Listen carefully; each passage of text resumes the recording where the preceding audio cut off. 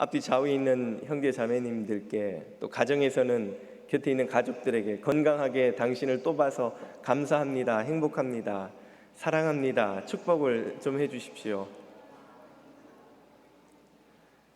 이 힘겨운 팬데믹의 시대 끝까지 건강하게 잘 통과하시고 이기시기를 축복합니다.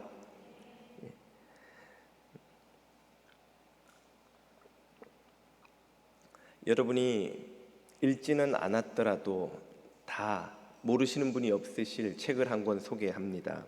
1818년에 영국의 천재 작가 메리 쉘리는 그 유명한 이름도 유명한 프랑켄슈타인을 발표합니다. 이 프랑켄슈타인은 신이 되려 했던 천재 과학자의 비극을 다룬 이야기인데요. 천재 과학자 프랑켄슈타인은 시체를 이용해서 그 시체를 되살리는 데 성공합니다. 그렇게 탄생한 존재는 2m가 넘는 괴물이었죠. 이 시체를 되살렸으니 사람이라고 해야 할지, 아무튼 이 괴물은 그 박사가 자신의 짝을 구해준다는, 짝도 만들어준다는 그 약속을 지키지 못하자 격분한 나머지 박사의 주변 인물을 하나씩 해치기 시작합니다. 박사도 이 일에 또 분노하여 역으로 그 괴물을 죽이려고 쫓아다니죠. 결국은 박사와 이 괴물 모두가 죽음으로 참 이야기가 끝나는 비극을 소개합니다. 종종 이 책은 그 인간이 창조주가 되려 할 때 벌어지는 비극을 다룬다고 그렇게 해석합니다. 사피엔스라는 책으로 전 세계적인 명성을 얻은 유발 하라리는, 그러나 21세기 인류가 바로 이 프랑켄슈타인 박사가 하려 했던 일을 지금 하고 있다고 설명합니다. 그는 이 책 마지막 장에서 지금 보시는 책의 홍보 문구가 아주 자극적이죠. 붉은색 책 그 덮개 표지의 첫 줄에 2100년이면 현생 인류 사라질 것이라는 섬뜩한 경고가 있는데요. 사피엔스의 마지막 장이 왜 그가 이런 예측을 하는지 소개합니다. 인류는 프랑켄슈타인 박사가 했던 것처럼 창조자가 되려는 시도를 하고 있습니다. 세 가지를 통해서인데요. 유전공학과 로봇공학, 그리고 비유기물 공학이 그것입니다.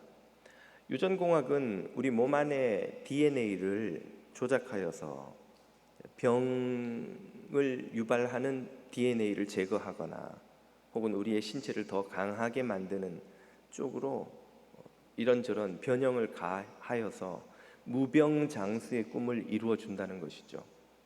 실제로 많은 동물들에게 유전공학 실험이 지금도 이루어지고 있고, 우리가 먹는 가축 혹은 식물 치고 유전공학의 혜택을 보지 않은 것이 거의 없다고 할 수 있습니다. 인간도 그렇게 DNA를 조작해서 조만간 더 건강하고 더 크고 더 튼튼하고 더 오래 사는 그런 몸을 갖게 될 날이 오리라는 것이죠. 두 번째는 로봇 공학인데요. 이것은 우리 몸을 조작하는 것이 아니라 외부의 기계나 인공적인 그 어떤 것을 몸 안에 넣거나 부착하거나 하여서 신체의 그 건강을 더 극대화시키는 방식입니다. 예를 들면 사고로 팔 다리를 절단한 이들이 과거라면 의족 정도 달고 살았다면, 이제는 뇌와 그 신경회로를 연결해서 그 몸의 주인이 생각하는 대로 손가락이 움직이게까지 하는 그런 로봇 팔, 로봇 다리를 부착할 수 있는 시대가 이르렀다는 것이죠. 지금 실제로 몸에 부착되는 로봇 팔은 대단히 좀 투박하고 거칠어 보입니다만 기술이 점점 발달해서 실제 팔과 거의 구분하기 힘들 정도의 정교한 로봇팔이 조만간 상용화될 거라고 내다봅니다. 이렇게 몸에 부착하는 것뿐 아니라 몸 안에 집어넣는 것도 많은데요. 이미 상당한 발전을 이루었습니다. 아마 여기 계신 교우들 중에도 연세가 드셔서 무릎 연골이 많이 닳아서 교체하는 수술을 받으신 분이 계실 거예요. 무릎 연골을 바꾸면 저희 한국에 계신 어머니도 연골 수술을 받으셨는데 처음에 좀 적응하는 기간을 지나고 나면 자기 연골과 거의 구분하지 못할 정도로 걸어 다니신다고 합니다. 백내장 수술 받으신 분들 종종 계시지요. 그 수술은 그 수정체 안에 이 안구 안에 있는 수정체, 원래 태어날 때 갖고 태어난 수정체를 빼고 인공 수정체를 집어넣어서 보게 만드는 수술입니다. 그러니까 수정체를 완전히 새 걸로 이 밖에서 만든 걸로 바꾸는 거죠. 저도 백내장 수술을 받았습니다. 저도 인공 아티피셜 장기를 하나 갖고 있는 셈인데 이것뿐 아니에요. 거의 뇌와 척추를 제외한 거의 모든 장기를 대체할 수 있을 만한 수준으로 기술이 지금 발달했고 그 중에 일부는 벌써 상당히 상용화돼서 이미 사람들이 이용하고 있습니다. 이런 식의 유전공학, 로봇공학은 인간의 무병장수를 실현해 줄 참 장밋빛 미래를 그리게 해줍니다만 유발 하라리는 세 번째 변화가 상당히 근본적이면서 위협적일 수 있다고 설명합니다. 그것이 바로 비유기물 공학입니다. 비유기물 공학, 언뜻 이해는 잘 안 될 수 있는데요. 우리 몸처럼 생물의 몸, 유기물이 아닌 비유기물로 된 어떤 존재를 만들어낼 수 있게 됐다는 뜻이죠. 이미 만들어냈습니다. 어떻게 하는가? 우리 인간의 뇌에서 정보를 다운로드해서 그걸 로봇이나 컴퓨터 안에 업로드를 하면 그 로봇의 몸을 가진 혹은 컴퓨터의 그 바디와 네트워크를 가진 그 어떤 존재가 탄생하는 거예요. 혹은 인간의 뇌를 빌리지 않더라도 그 자체로 사고하고 판단하고 생각할 수 있는, 결정할 수 있는 AI에 의해서 움직이는 로봇, 컴퓨터가 만들어진다는 말입니다. 이것은 유기물이 아니죠. 완전히 기계나 플라스틱 혹은 다른 장치들로 구성된 바디를 가진 존재지요. 그것이 이미 현실화되어 있습니다. 사실은 여러분도 뉴스를 통해서 AI 로봇과 대화하는 그런 장면들을 보셨죠. 인간이 AI와 바둑도 두고 체스도 두고 AI가 컴퓨터 안에서 우리가 하는 여러 가지 활동에 이미 엄청난 많은 개입을 하고 있습니다. 여러분이 아마존 같은 온라인 사이트에서 몇 번 클릭을 안 하면 바로 AI는 여러분이 내 관심이 뭔지를 파악해서 여러분이 살 법한 물건의 리스트를 쫙 보여줍니다. 계속해서 여러분을 팔로우하면서 여러분의 삶을 하나부터 열까지 다 데이터를 그 AI가 킵하고 있어요. 그래서 김도환의 관심, 취향, 생활 습관, 성향, 온갖 정보를 그 AI가 우리가 물론 지금은 허락을 해야 되지만 다 가지고 우리 삶을 도와주고 있어요. 그런데 유발 하라리는 이런 비유기물, 그걸 생명체라고 부를 수 있을지 모르겠으나 비유기물 존재의 발전이 엄청난 속도로 이루어지고 있어서 어느 순간인가 특이점을 통과하리라고 봅니다. 그 특이점은 이 비유기물 존재의, 그러니까 AI 로봇, 컴퓨터의 연산 능력, 사고 능력, 판단 능력, 문제 해결 능력이 거의 신에 가까울 정도로 발전하는 지점이죠.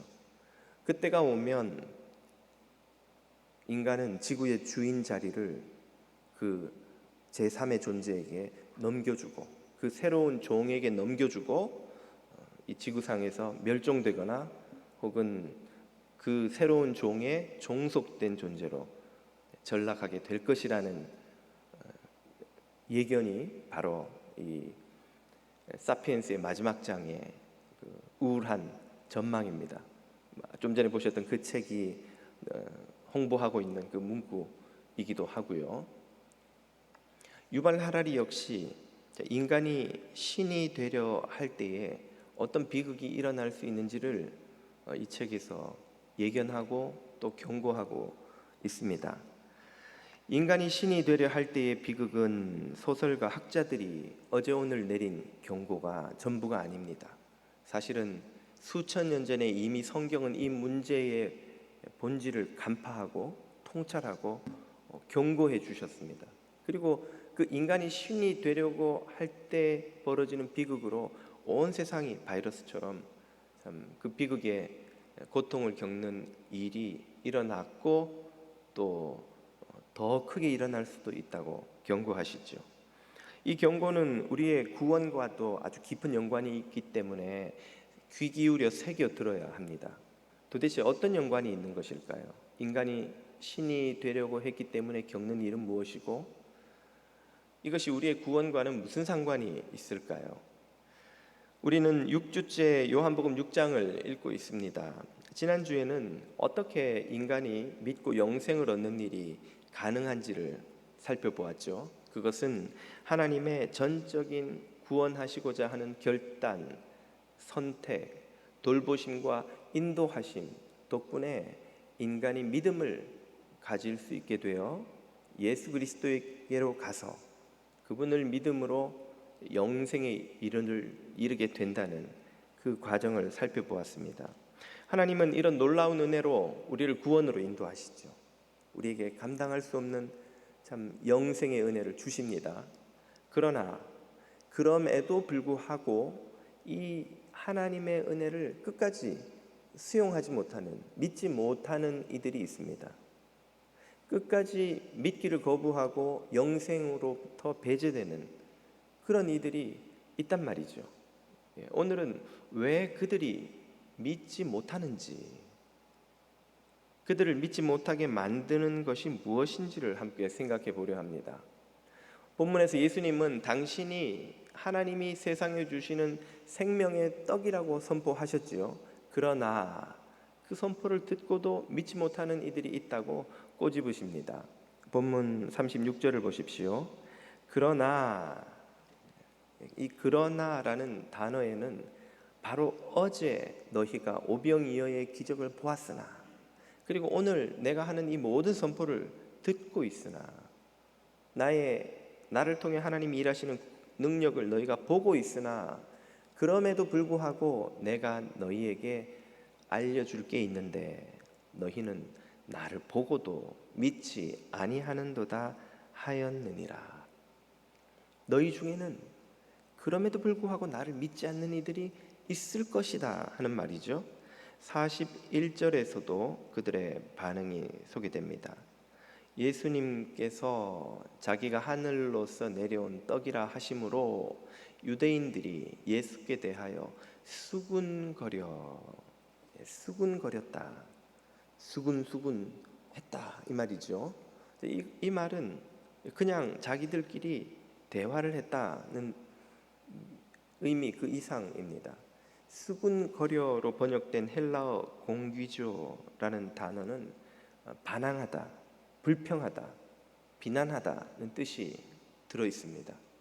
이들은 예수님이 하신 선포, 당신이 하늘로부터 내려온 떡이라는 그 말씀을 듣기를 거부하고 그 선포에 반항하고 그 선포를 믿고 믿으려 하지 않았다는 말이죠. 왜 그들은 예수님의 선포를 믿지 못할까요? 왜 그들은 오병이어의 기적을 보고도 또 예수님에게 다른 표적을 계속 요구하는 것일까요? 그 이유를 본문 40절이 이렇게 설명해 줍니다. 그러나 너희가 영생을 얻기 위하여, 5장 40절인데 39절에 보면 너희가 영생을 얻으려고 성경을 읽지만 그 성경이 바로 나를 증언하고 있다는 말씀이 나오죠. 그러면 너희가 그 성경을 읽음으로 나를 믿어야 하는데 너희는 영생을 얻기는 원하면서도 내게 오기는 원하지 아니하는도다 하는 말씀이죠. 영생을 얻으려고 하는데 왜 예수님께 오지 않냐는 거예요. 예, 그 답이 뭐냐? 오기를 원하지 않는다는 거예요. 원하지 않는다. 못 믿는 것이 아니라 안 믿는 것이다는 말이죠. 믿으려고 하는데 안 믿기는 게 아니에요. 안 믿고 싶기 때문에 안 믿기는 겁니다. 여기서 우리는 중요한 원리 하나를 발견합니다. 사람들이 믿지 못하는 것은 증거가 없어서가 아니라 믿기를 원치 않아서라는 말이죠. 증거와 믿음 둘 중에 무엇이 먼저일까요? 상식적으로는 증거가 믿음을 인도하는 것이 맞겠죠. 증거를 보고 이 증거를 보니까 이게 맞군, 믿음을 가지는 것이 당연한데 종종 현실에서는 그 반대의 일이 벌어집니다. 우리가 깨끗한 마음으로 현상을 보면 증거를 발견하고 어떤 믿음을 가지게 되는 것이 맞습니다만, 마음의 편견이나 욕심이 들어오면 그 순간 믿음이 먼저 자리를 잡고 그 믿음에 부합하는 증거만 찾아내고 부합하지 않는 증거는 외면하는 그런 현상이 일어나죠. 언제 그렇습니까? 많은 경우가 그렇습니다만 투자할 때 그렇지 않나요? 여기 투자하면 한 달에 이자가 50%가 나와요. 1년이면 500%의 이자가 나옵니다. 어마어마한 수익을 거두는 펀드예요. 사장님께만 알려드리는 겁니다. 그 말을 듣는 순간 그 눈앞에 어마어마한 수익이 그려지면서 이성이 마비됩니다. 그 엄청난 수익의 실현을 바라는 마음이 가득 차면 그때부터는 이 투자가 정상적이고 엄청난 그 좋은 선택이라는 증거를 찾기 시작하죠. 저 사람은 믿을만하고, 이 펀드도 믿을만하고, 이 회사도 믿을만하고, 이 자료들도 다 신뢰할 만하다는 마음이 자꾸만 생겨요. 왜? 그래야 이 수익을 실현해 볼 수 있으니까. 반면에 이 투자가 사기일 수도 있다는 여러 증거와 정황이 나타나도 외면하거나 무시하고 말죠. 그 결과는 우리 자신도 겪고 주변에서도 종종 보는 불행한 상황이지요. 돈을 잃는 것은 물론 그것도 큰 손해입니다만, 가슴 아프고 힘들지만 그래도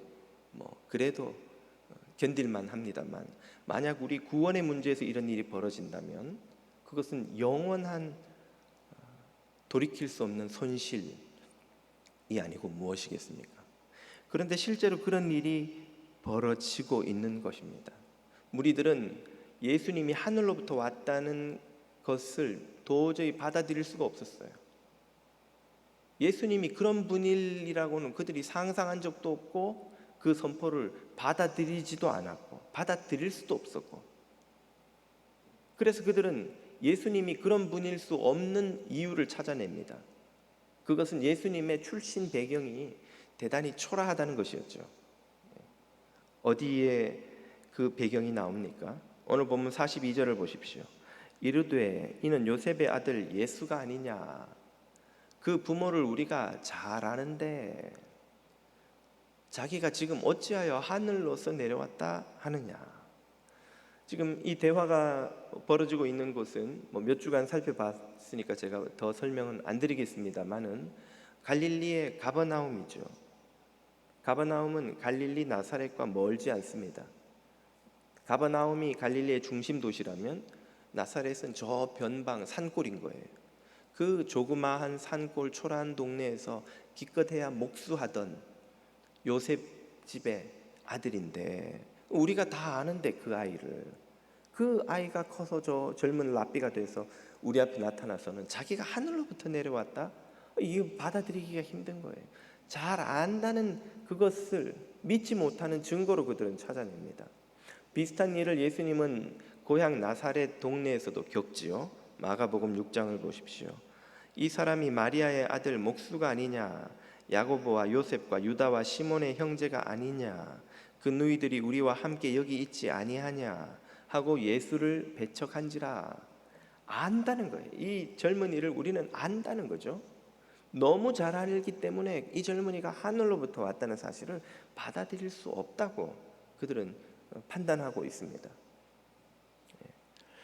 이런 불신앙의 뿌리에 무엇이 있느냐? 앞에서도 말씀드렸듯이 믿고 싶지 않은 마음이 자리 잡고 있습니다. 이런 마음을 로마서 1장이 더 생생하게 묘사해 줍니다. 한번 보시죠. 사도 바울이 1장 20절에서 이렇게 씁니다.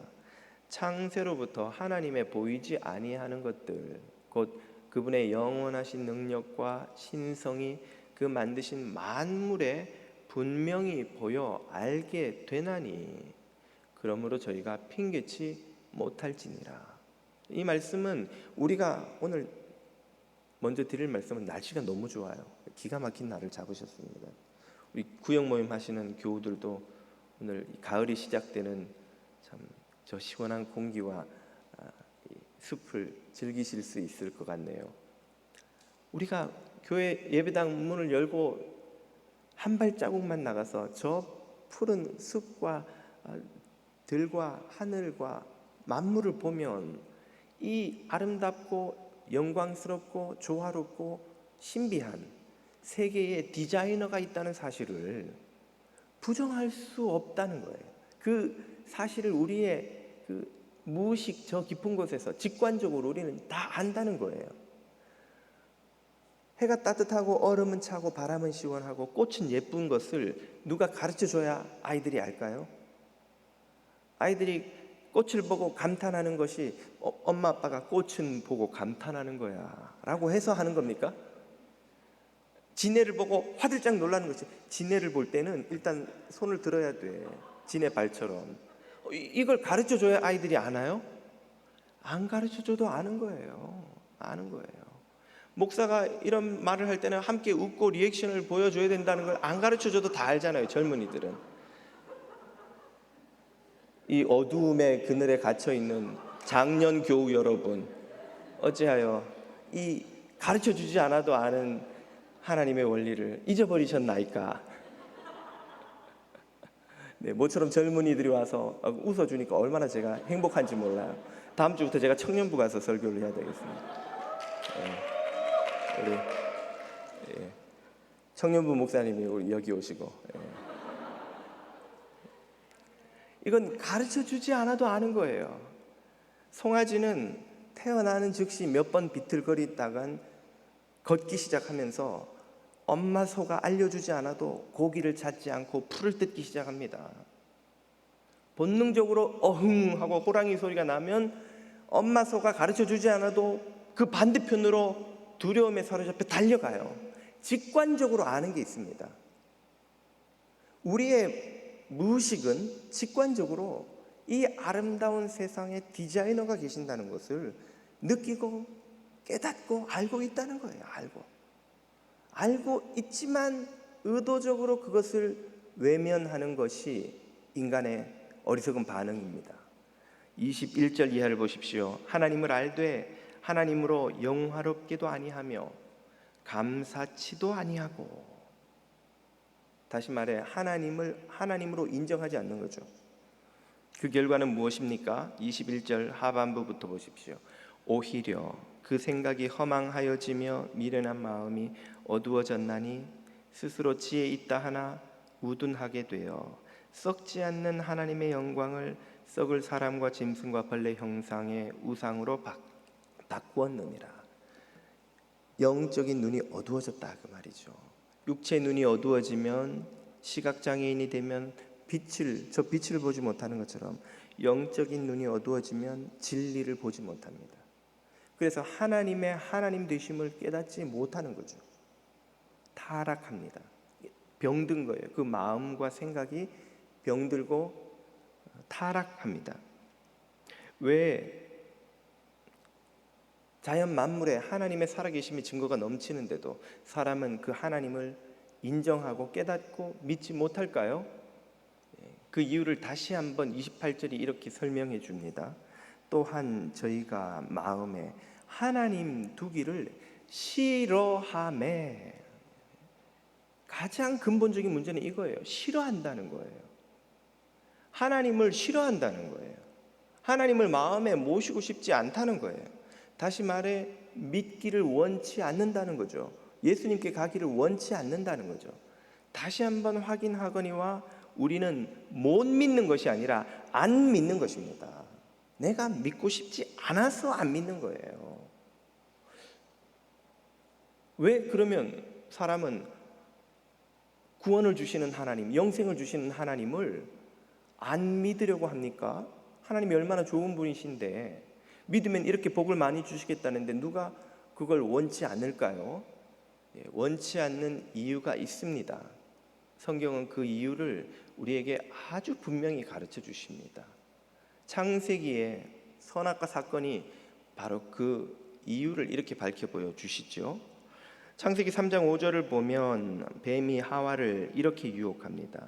너희가 그것을 먹는 날에는 너희 눈이 밝아 하나님과 같이 되어 선악을 알 줄 하나님이 아심이니라. 바로 이것이 답이에요. 하나님처럼 되고 싶은 마음, 신이 되고 싶은 마음, 창조주가 되고 싶은 마음, 자기가 하나님 자리에 올라가고 싶은 마음, 이 마음을 뱀이 하와에게 자극한 거예요. 유혹한 거예요. 다른 말로 하면 왜 네가 하나님을 의지해? 왜 하나님을 경배해? 왜 하나님께 고개 숙이고 그분 말씀을 들어? 네 마음대로 해. 너는 누구에게도 굴복할 필요가 없어. 누구에게도 고개 숙일 필요가 없어. 누구도 의존할 이유가 없어. 너는 너 스스로 네가 원하는 대로 할 수 있는 거야. 우리 문화가 슬로건처럼 내세우는 네가 원하는 것을 해, 네가 원하는 대로 해 라는 말 속에는 이런 의미가 들어있습니다. 그 누구에게도 고개 숙일 필요가 없고 의지할 필요도 없고 복종할 필요도 없고 오로지 자기가 원하는 것을 할 수 있는 존재, 그런 존재는 뭐라고 부릅니까? 자존자주요. 자존자. 자기가 스스로 존재하는 자만이 그렇게 할 수 있습니다. 성경은 누가 자존자라고 말씀하시나요? 모세가 하나님에게 당신을 백성들에게 뭐라고 소개할까요? I am that I am. 나는 스스로 있는 자니라. 나는 그냥 나야. 나는 그 누구도 의지하거나 의탁하거나 그 누구에게 고개 숙이거나 나를 설명하기 위해 그 누구를 필요로 하는 그런 존재가 아니야. 나는 그냥 스스로 있는 나야. 자존자야. 여호와 하나님을 성경은 자존자라고 설명합니다. 그런데 뱀이 하와에게 한 유혹이 무엇이냐? 네가 자존자가 되라는 거예요. 그 창조주에게 고개 숙이고 의지하고 경배하고 그분 말씀을 따를 이유가 없다는 거예요. 오늘날에도 뱀은, 사탄은 우리에게 끊임없이 하와에게 했던 이 유혹을 계속하고 있습니다. 우리에게 스스로 자존자가 되라고 유혹하는 거예요. 우리에게 신이 되라고 하는 거예요. 너는 누구에게도 굴복할 필요가 없어. 너는 누구도 의지할 필요가 없고 누구도 너는 따를 필요가 없고 네가 원하는 것을 네가 원하는 대로 네 뜻대로 언제든지 네 마음대로 할 수 있고 그게 네 인생이야. 그게 현대인이 사는 방식이야. 그렇게 사는 게 행복한 거야 라고 우리 마음속에 끊임없이 속삭이고 있습니다. 우리는 그게 정말 자아실현을 하는 복된 삶인 줄 알고 있어요. 사탄이 하는 것은 진실을 드러내는 것이 아니라 우리에게 거짓을 진실로 왜곡하는 것입니다. 우리는 자존자가 아니고 자존자가 될 수도 없습니다. 우리는 존재부터가 벌써 하나님의 무한한 은총과 능력으로 창조된 존재예요. 우리는 이 세상에 부모님의 은혜로 태어났습니다. 어린 시절부터 돌봄을 받으며 킨더가든에서 엘리멘터리에서 학교에서 계속 돌봄과 가르침을 받으며 성인이 돼요. 성인이 된 후에도 대학을 졸업한 후에도 이 사회와 직장과 일터 이 시스템의 도움을 받으면서 살아가요. 혼자 살아갈 수 있는 존재, 혼자 이 세상에 존재하는 이는 아무도 없고 지금도 우리는 여전히 누군가의 은혜를, 도움을 의지하고 있고 이 사회 시스템을 의지하고 있고 앞으로도 영원히 그럴 것입니다. 우리는 자존하는 존재가 아니에요. 우리는 항상 고맙다는 말을 입에 달고 살 수밖에 없는 존재예요.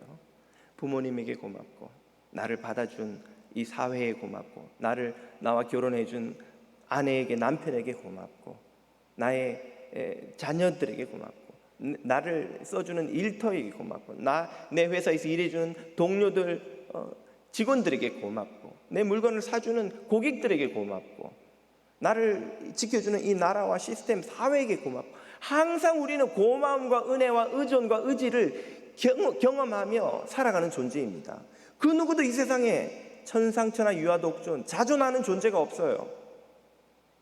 신이 되려고 하는 마음은 바로 이 현실을 외면한 채 자신이 마치 자존할 수 있는 존재인 양, 누구에게도 고개 숙이지 않는 그것이 자존심이요 자아실현인 양 착각하게 만드는 마귀의 거짓말입니다. 그 거짓말에 속은 수많은 사람들이 인류의 시조들이 했던 것 같은 실수를 지금도 계속 반복하고 있는 거예요. 자신이 신이 되려고 합니다. 자신이 신이 되려면 자기 외에 그 어떤 신도 존재해서는 안 되는 거예요. 하나님을 마음에 모시면 그분이 신이 돼요. 그분이 왕이 돼요. 그분이 하나님이 돼요. 그러면 나는 그분의 백성이 되고 종이 되고 그분의 자녀가 되고 그분 앞에 무릎 꿇어야 합니다. 더 이상 내 뜻대로, 내 원대로 내가 왕이 되어 살아갈 수가 없게 돼요. 그것이 싫기 때문에 사람들은 하나님을 마음에 두기 싫어하는 겁니다. 하나님에게로 가기를 원치 않는 겁니다. 하나님을 믿지 않으려는 이 마음 때문에 인류는 하나님 없는 삶을 선택합니다. 그 예가 바로 가인의 후손들이 살아가는 방식이죠. 창세기 4장 17절 이하는 가인의 후손들이 어떻게 사는지를 이렇게 설명해 줍니다. 가인이 성을 쌓고 그 아들의 이름으로 성을 이름하여 에녹이라 하였더라. 성을 왜 쌓는가? 자기를 지키기 위해서요. 더 이상 하나님을 의지할 수 없기 때문에, 또 하나님을 의지하지 않기로 결정했기 때문에 자신의 안전을 자기가 성을 쌓아 지켜야 합니다. 그 가인의 후손 중에 라멕이 등장하죠. 23절, 라멕이 아내들에게 이르되 아다와 실라여 내 소리를 들으라. 라멕의 아내들이여 내 말을 들으라. 나의 창상을 인하여, 누가 나를 창으로 상처를 줬다 그 말이죠. 내가 사람을 죽였고 나의 상함을 인하여 소년을 젊은이를 죽였도다. 가인을 위하여는 벌이 7배일진데 라멕을 건들면 복수를 77배로 하리라 하였더라.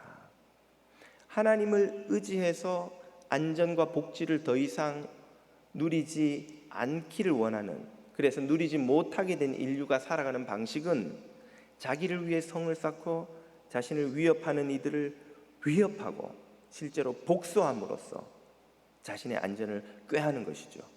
그래서 우리는 가인의 후손들이 만들어 놓은 세상의 시스템에 영향을 받으며 살아갑니다.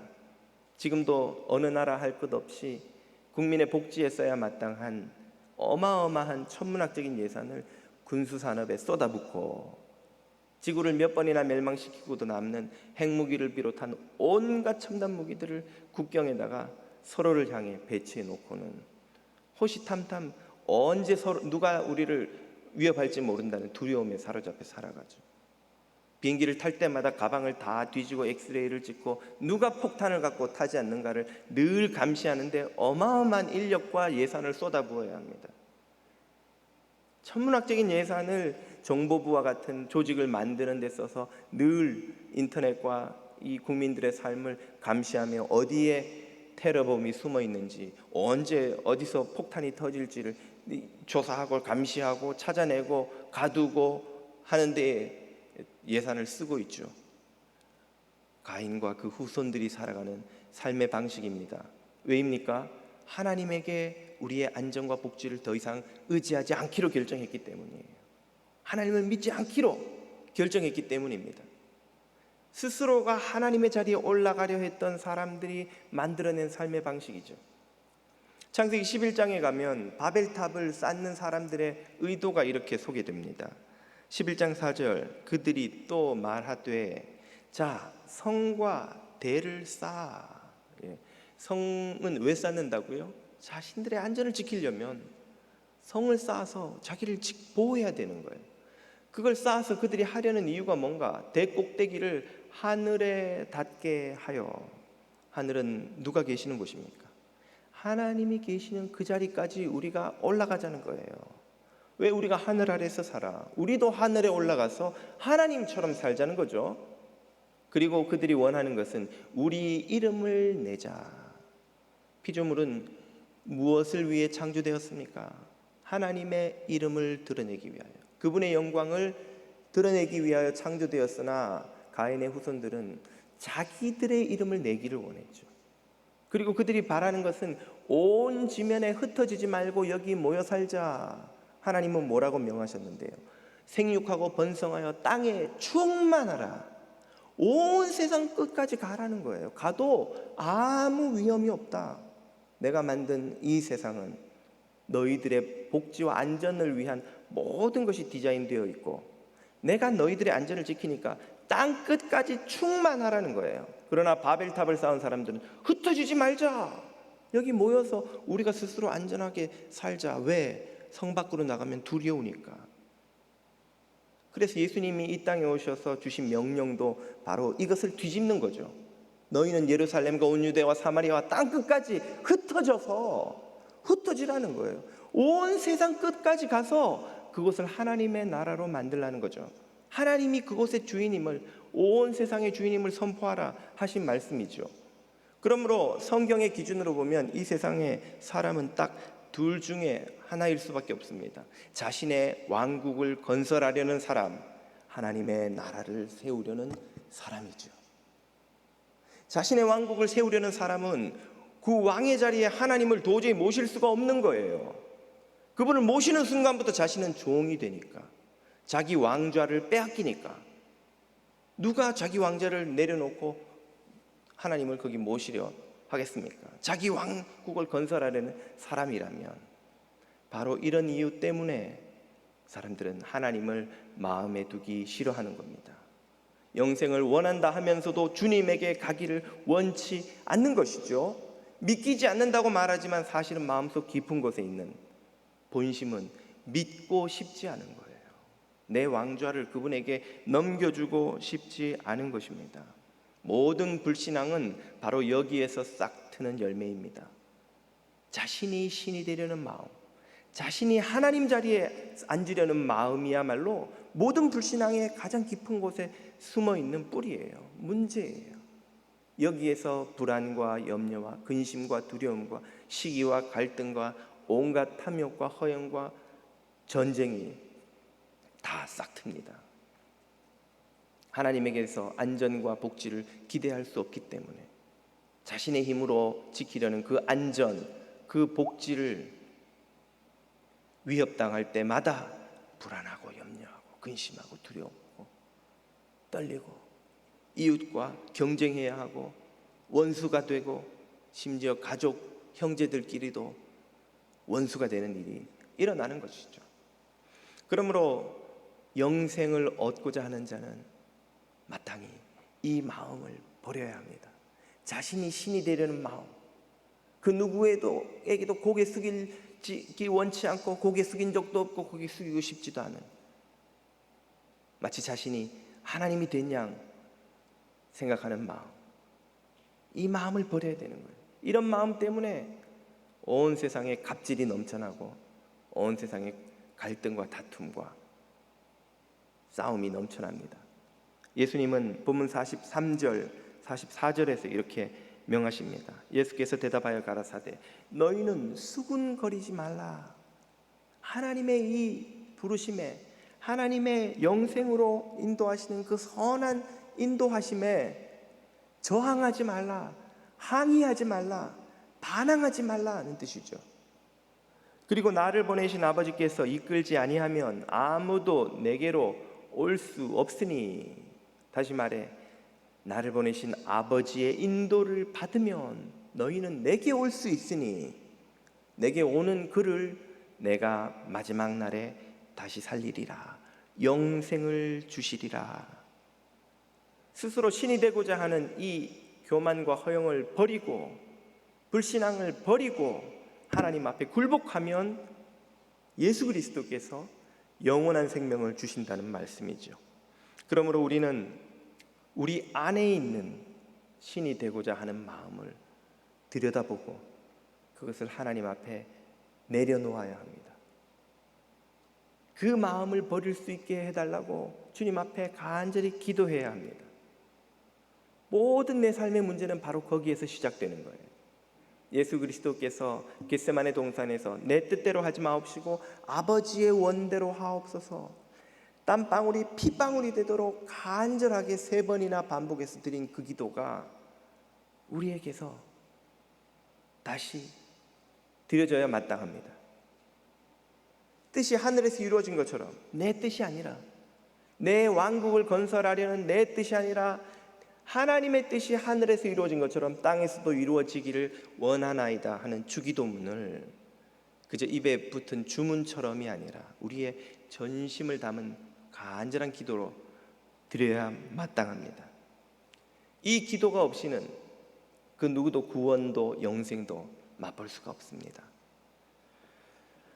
우리가 전도하려는 이들을 위해 기도할 때 또한 이 기도를 드려야 합니다. 그 사람이 교회로 오게 해주십시오. 그것도 필요한 기도이겠으나 그 못지않게 드려야 하는 기도는 그 사람이 자신이 주인된 삶, 자신이 왕된 삶, 자신의 왕국을 건설하는 삶을 내려놓고 주님을 왕으로 모시는 경험을 하게 해주십시오. 주님이 참 하나님이요 창조주라는 사실을 깨닫고 인정하고 그 앞에 굴복하게 해주십시오 하는 기도를 드려야 합니다. 이런 기도는 하나님께서 귀하게 받으시고 쓰십니다. 예수님께서도 최후의 만찬 자리에서 제자들과 베드로의 믿음이 떨어지지 않기를 기도하였습니다. 사탄은 밀가부르듯 그들의 영혼을 삼키려 하였지만 주님은 그들의 믿음을 지켜주십사 기도하였고 하나님의 은혜로 그들은 다시 시험에 들어 넘어졌으나 일어나서 예수 그리스도의 사도가 되어 초대교회의 지도자로 쓰임받았지요. 우리가 이웃을 위해, 가족을 위해, 친지를 위해 그들의 영혼이 하나님에게 완전히 굴복하는, 자신이 주인되려 했던 모든 삶을 내려놓는 그런 은혜를 구하는 기도를 드리면 주님께서 그것을 받으실 줄로 믿습니다. 사용하실 줄로 믿습니다. 그 기도를 우리가 드려야 합니다. 우리는 가정에서도 일터에서도 우리가 사는 어떤 곳에서도 우리가 왕되려 했던 시도를 내려놓아야 합니다. 가정에서 아빠가 왕이 되는 집이 종종 있습니다. 엄마가 왕이 되는 집도 종종 있습니다. 그러면 나머지 식구들, 아이들은 학대받는 백성이 됩니다. 그것이 정서적 학대든 육체적 학대든 마음의 깊은 상처든 어떤 방식으로든 인간의 왕은 사람들의 영혼에 상처를 남깁니다. 고통을 남겨요. 모두가 불행해집니다. 그러나 그 가정에 하나님이 왕이 되시면 아빠도 엄마도 아이들도 모두 은혜로운 하나님의 백성이 되어서 자비롭고 복된 삶을 살게 될 줄로 믿습니다. 여러분, 가정에서 여러분이 왕되려 하지 마십시오. 하나님을 여러분 가정의 왕으로 모실 수 있기를 축복합니다. 가정은 내 왕국을 건설하는 곳이 아닙니다. 가정은 하나님의 나라를 건설하는 곳이죠. 이것은 가정뿐 아니라 우리의 일터도 마찬가지입니다. 일터는 나의 왕국이 아닙니다. 내가 설사 운영하는 기업체라 해도 내가 왕이 되면 직원들과 동료와 고객들은 모두 고통받는 불행한 백성이 됩니다. 하나님을 왕으로 모셔서 사장인 나조차도 그분의 백성이 될 때 모든 직원과 회사와 고객들까지도 하나님의 은총을 누립니다. 하나님의 나라가 건설됩니다. 그것이 하나님이 이 땅에 우리에게 주시는 은혜요, 선물이요, 복입니다. 여러분이 일하는 곳이 어디든지, 여러분이 거하는 곳이 어디든지 그곳이 여러분의 왕국이 아니라 하나님의 나라가 될 수 있기를 축복합니다. 지난주에 소개드렸던 C.S. 루이스는 자신이 하나님의 포위와 압박에 굴복한 나머지 회심하게 되었다고 고백하였죠. 정확한 표현입니다. 루이스의 결단이 아니라 하나님의 구원하시고자 하는 결단, 그분의 감당할 수 없는 사랑의 포위, 그분의 영광스러운 능력의 압박에 굴복하는 것이 마땅히 회심입니다. 사도 바울만 봐도 그렇습니다. 그가 다메섹으로 가는 길에 하나님의 영광이 그를 포위하고 하나님의 사랑이 그를 압박하였죠. 그는 굴복하고 하나님의 자녀가 되었고 쓰임받는 사도가 되었습니다. 하나님은 오늘도 우리를 포위하시고 압박하십니다. 끝없는 사랑으로 우리를 포위하셔서 옴짝달싹할 수 없도록 덮으세요. 그분의 전능한 영광으로 우리를 압박하십니다. 도저히 거역할 수 없는 하나님의 영광스러운 능력으로 우리에게 멸망의 길을 다 가리시고 생명의 길만 열어서 빛 되신 예수 그리스도를 바라볼 수 있게 해주십니다. 그분의 포위와 압박에 굴복하여 순종하면 우리는 예수 그리스도에게로 가서 영생을 얻게 됩니다. 깨끗한 마음으로 창조주를, 우리를 창조하신 그분을, 우리를 구원하시는 그분을 마주할 은혜를 누립니다. 여러분이 이런 은혜를 누리시기를 축복합니다. 이것이 구원이요, 이것이 영생의 시작입니다. 은혜로우신 아버지 하나님에게 굴복하시고 내가 만들던 왕국에서 내려와서 그분의 보좌 앞에 무릎 꿇고 영생의 삶을 시작하시는 저와 여러분이 다 되시기를 주님 이름으로 축복합니다. 기도하겠습니다. 영원한 사랑과 하늘의 영광으로 우리를 포위하고 압박하여 영생으로 인도하시는 아버지 하나님, 스스로 신이 되려 했던 어리석은 교만을 내려놓고 주님의 사랑과 능력 앞에 굴복하여 영생의 길 가는 성도들이 다 되게 하여 주옵소서. 예수님 이름으로 기도합니다.